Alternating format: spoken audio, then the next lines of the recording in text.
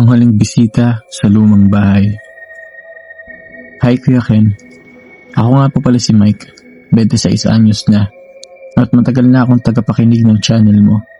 Halos lahat ng kwento mo naiiyak o natatakot ako, pero lagi kong inaantay kasi ang galing mo magkwento. Ito yung karanasan ko na hanggang ngayon hindi ko pa rin makalimutan, at sana po mabasa nyo ito at maibahagi rin sa mga listeners mo. Nangyari po ito noong bakasyon namin sa probinsya ng lola ko sa Rizal. Matagal na kasing wala doon ng pamilya, kaya napagdesisyonan naming linisin at ayusin ang lumang bahay para magamit ulit. Unang gabi, may nararamdaman na akong kakaiba. Parang may tumititig sa akin mula sa madilim na sulok.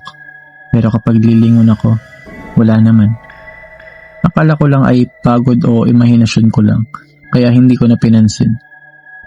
Sa ikatlong gabi, ako lang mag-isa sa bahay kasi lumabas sila mama at papa para bumili ng gamit sa bayan. Gabi na, tahimik at walang kailaw-ilaw.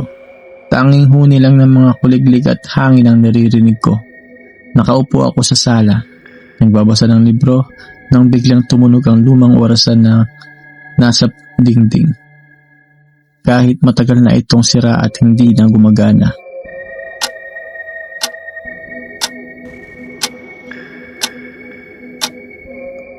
Dahan-dahan akong tumayo para tingnan ito. Habang papalapit ako, may narinig akong bulong. Mahina lang, parang galing sa likuran ko. Uwi na kayo. Huwag niyo akong pabayaan. Nanindig ang balahibo ko. Mabilis akong lumingon, pero wala namang tao. Pero sa pintuan ng kwarto ni Lola, nakita ko ang anino ng isang matandang babae. Nakasuot ito ng puting barot saya, nakayuko at hindi makita ang muka. Hindi ako makagalaw sa takot. Gusto kong sumigaw pero parang nakadikit ang dila ko. Dahan-dahan itong humakbang papalapit sa akin. Sa bawat hakbang, parang lumalamig ang paligid hanggang sa nanginginig na ako. Nung ilang talampakan na lang ang layo, itinaas nito ang ulo.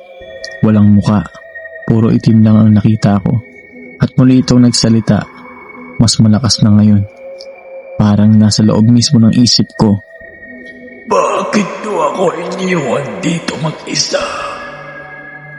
Matagal na akong naghihintay. Doon na ako nakagalaw.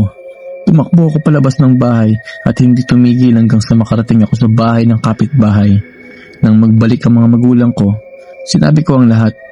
Nang tanungin namin ang matatanda sa barangay, nalaman namin na bago pumanong si Lola, lagi niyang sinasabi na ayaw niyang iwan ang bahay dahil doon daw siya masaya. Pero noong lumipat kami ng Maynila, hindi na namin siya nabisita ng mahabang panahon.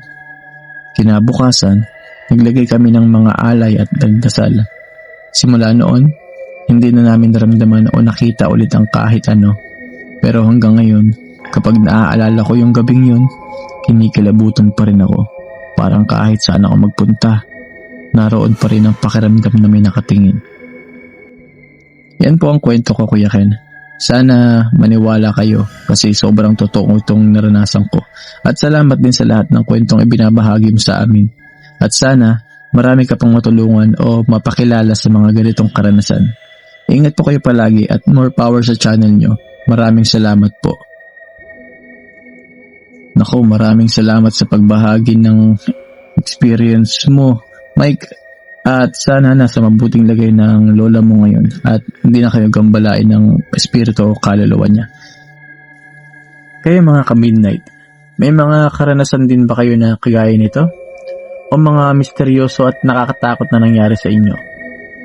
Huwag na kayo mahiyang ibahagi yan dito para malaman din namin ang kwento nyo. So paano?